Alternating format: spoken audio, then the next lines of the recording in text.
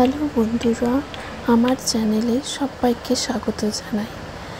আজকে আমি যে ভিডিওটা বানাচ্ছি সেটা হচ্ছে আমার ছেলে যখন জন্ম হয়েছিল তখন তার গায়ের রং ফর্সা ছিল, কিন্তু 21 দিনের মাথায় তার গায়ের রং ধীরে ধীরে চেঞ্জ হতে থাকে এবং ধীরে ধীরে চাপা বর্ণ হয়ে যায়।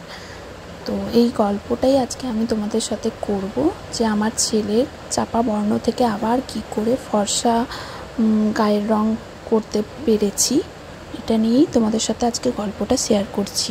প্রথমত বলে রাখি, বাচ্চার গায়ের রং সম্পূর্ণভাবে জেনেটিক্যালি নির্ভর করে মা বাবার গায়ের রঙের উপর, বা দাদু ঠাকুমা, দিদা দাদু এদের উপর। তো এরপর বলি, আমি নতুন মা হিসেবে আমারও কোশ্চেন এটা ছিল যে এইভাবে কী করে হয়ে গেল গায়ের রং চেঞ্জ।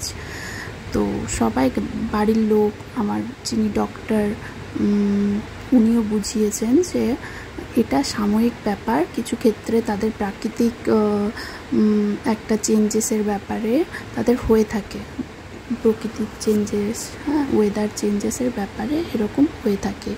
তো ডক্টর আমাকে বলেছিলেন যে ক্রিমটা দিচ্ছি, বডি লোশন এবং মুখে মাখার যে একটা ফেস ক্রিম, ওটা আমি শুধু লাগাতাম আর তেল মালিশ করতাম।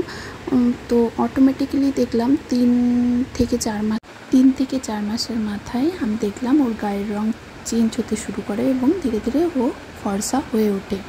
তো এই টাইমটা নতুন মায়েদের বলবো, একটু ধৈর্য ধরে আপনারা অপেক্ষা করুন, দেখবেন নিশ্চয়ই গায়ের রঙটা ধীরে ধীরে চেঞ্জ হবে বাচ্চাদের।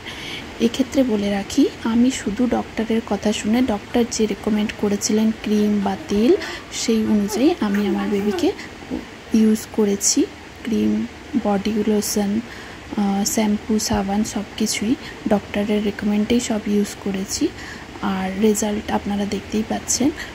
তো আপনারাও ডক্টরের পরামর্শ মতো ক্রিম, সাবান, শ্যাম্পু, যাবতীয় জিনিস যেগুলো বাচ্চাদের লাগে, তো ডক্টরের রেকমেন্ডে আপনারা যদি চলেন তো আপনাদের ক্ষেত্রে খুব ভালো হবে। এবং বাচ্চার তো খুব সফট স্কিন, খুব নরম স্কিন, তো যার জন্য আপনারা হার্স টাইপসের বাইরে যেগুলো পাওয়া যায় বাজারে, সব প্রোডাক্ট না ইউজ করে ডক্টরের রেকমেন্ড অনুযায়ী আপনারা যদি প্রোডাক্টগুলো কিনে ইউজ করেন, আমার মনে হয় কিছুটা বেনিফিট বেশি পাবেন। ডক্টর আমাকে এই ডার্মাডিউর বডি লোশন এবং ক্রিমটা ইউজ করতে বলেন, আমি ছোট থেকে তাই ওকে আজও পর্যন্ত ইউজ করছি। এই ছিল আজকের ভিডিও, কেমন লাগলো অবশ্যই কমেন্ট করে জানাবেন।